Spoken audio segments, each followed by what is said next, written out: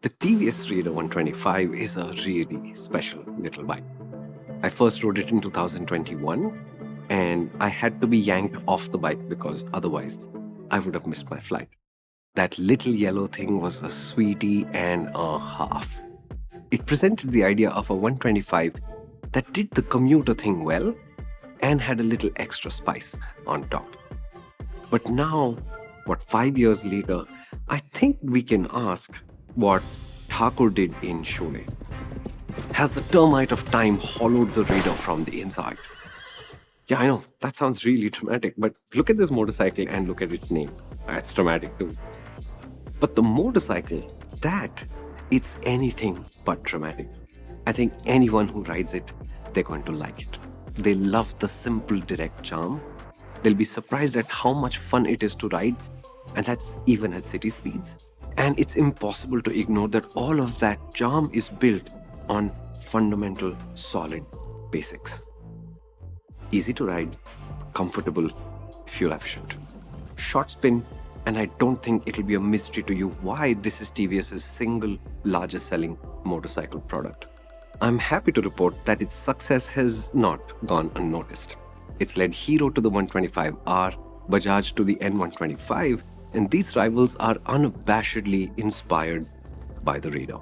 And these are good bikes. But that's a story for balance, sometime soon. Consider the Raider as a commuter. It's excellent. This is one of the lightest bikes in the class, only the Hondas are lighter, and it's a compact motorcycle, which does have downsides. We'll come back to that. But as a combination, a new rider will find it welcoming, friendly, and very easy to get a hang of. This is helped by the engine, which has good torque, so riding is easy. Overtaking doesn't require too many gear changes until you decide to go more swiftly. And through all this, fuel economy is 52, 55 kilometers per liter. This is an excellent consummate city bike. And honestly, today, 125s, there's not a single product that is not. So this is good, but this part, it's just the start. I wouldn't recommend a 125 to you if your riding pattern takes you out onto the highway a lot. If that's your situation, spend 30 or 1000 rupees extra when you can get a 150 instead. They all have ABS, they can cruise at higher speeds, and most importantly, they have more in reserve so you can overtake a lot easier. Now, if you were to have a Raider and you do find yourself out on the highway, you're not in trouble. This motorcycle will cruise easily at 60, 70 kilometers an hour, maybe a little bit more. It can manage overtakes and it's not unstable or anything like that. But if you want to ride two up in the city, you'll be fine. On the highway, that will become a little tiresome. Add luggage to that, it's a challenge. Not that I think anyone out there is thinking, oh, that's a touring machine. But just so we're clear, helping with those good feelings is a very effective suspension setup. It can feel just a bit stiff initially, especially versus rivals, but as you'll discover very quickly, it works really well almost all of the time in most of our conditions. There's not a lot to complain or whine about at all. And the Raiders always had a slightly sporty commuter riding position with excellent seats for rider and pillion both. This was very good at the start in 2021. Today, it still is. What I must note is now there are rivals that may be considered more comfortable than the Raider. Just to give you an example, the Pulsar N125 notably has a much worse seat. But the suspension, it's tightly controlled, it's comfortable, it feels expensive. Living with the Raider should also be pretty straightforward. Warranty is 5 years and 60,000 kilometers, which is a lot. And TVS and Bajaj, remember, only offer these warranties if you buy the bike new from them. I don't know why. Service is 2 times a year, 6,000 kilometers apart, always with an oil change, and you pay 1,000 rupees or so each time you visit. Now, we know that this is a reasonably well-established motorcycle. It's generally reliable, troubles are few and far between, so this should have been smooth sailing. On the flip side, TVS is the brand whose service we get the most complaints about. And yes, I will admit that maybe because we've refused to cover Ola's products, we don't think they're worth buying, which means TVS's complaints are the max. TVS has indicated they are working on the service front, but between the hassly service today and that clause in the warranty that's regressive, I think TVS, a wonderful company, it could be more welcoming of its customers. Now let's talk about design, size, and quality, where I think the Raider story may have a couple of plot holes. I love this design, except for the headlight. The inverted triangular form, the vaguely anti-design of the headlight and DRLs, I think it weakens the design a little bit. And you should take this seriously because when I saw Honey, I Shrunk the Kids, the movie, Auntie was my favorite character. But that aside, the muscular tank, the huge panel underneath it, the simple tailpiece, I think it looks really good. It's restrained, but muscular. And I'll admit, sometimes I want to pull the Raider's cheeks. But most of the time, to me, that's a polite featherweight boxer. And the Raider absolutely gleams with the kind of quality we expect from TVS products.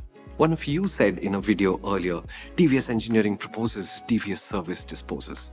To stay laser focused on the first half of what you said, it's true. This motorcycle is not just high quality, it feels robust. It feels like it will last and last well for a long time. Where the design takes a turn for the immature is the UI UX design, and I mean the LCD cluster. Actually, let's get one more thing out of the way first. This is the iGo Assist variant of the TVS Raider. And what that means is it has a slightly more powerful battery and silent start because of a starter motor generator. And that generator and the battery together can give you a little bit of boost in acceleration when the battery is in a certain state of charge. In the real world though, it's very difficult to tell whether it worked or didn't, and most of the time it's the boost gauge on that LCD that tells you something happened. So to me, one, don't buy this variant, I can't see the point of it. But two, the LCD cluster is needlessly complex and it constantly wants your attention like a hungry 6-year-old. There's a hash graphic on it which makes things difficult to read. The boost gauge is filling up and emptying.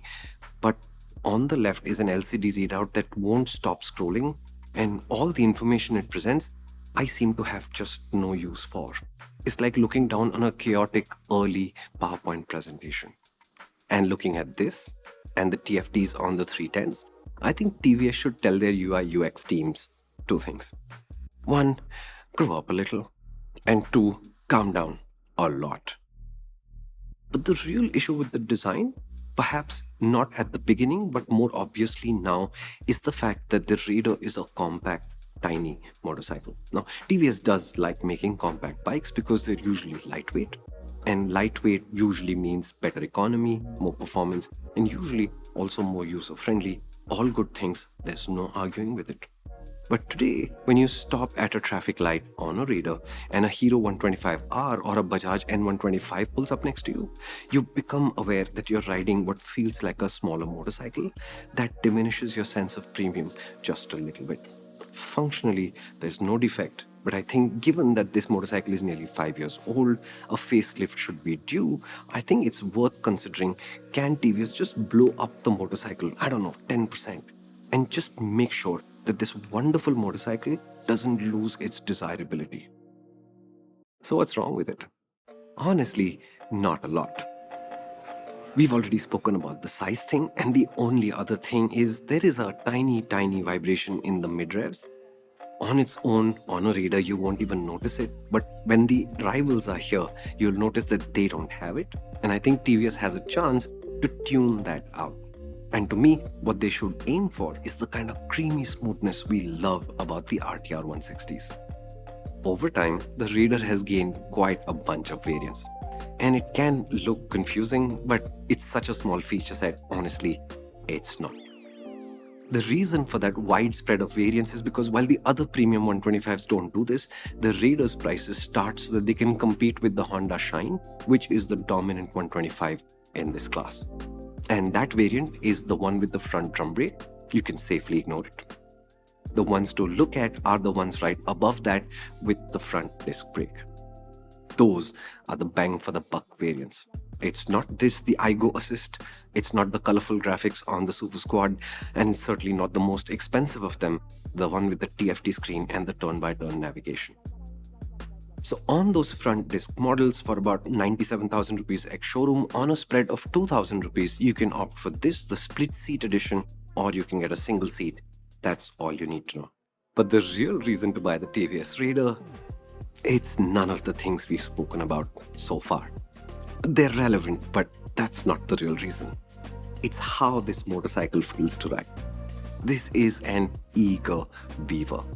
It has good torque off the bottom, which makes starting off easier, etc.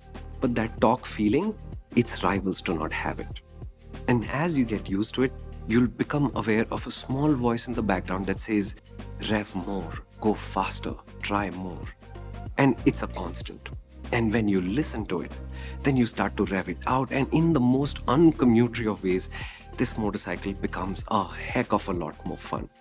In this mode, it feels energetic, enthusiastic, and yes, a naughty little pleasure. I love riding the Raider. The Raider is also a laugh in the corners. The tires look skinny, but they're grippy, and the chassis is actually quite good. So in the turns, it's going to feel responsive, it's going to feel natural, and it's going to make you feel confident. And what that means is you're going to enjoy the corners more, and what that means is you're going to feel a sense of connection to the motorcycle. And to me, these kinds of motorcycles, the ones that sit at the beginning of your riding, it's important that they can build that connection. I believe if you start out on fun, charming, enthusiastic motorcycles like these, you'll go a long way on motorcycles. And that ability the TVS Raider has in spades. And any motorcycle that can do that, in my book, that's very special.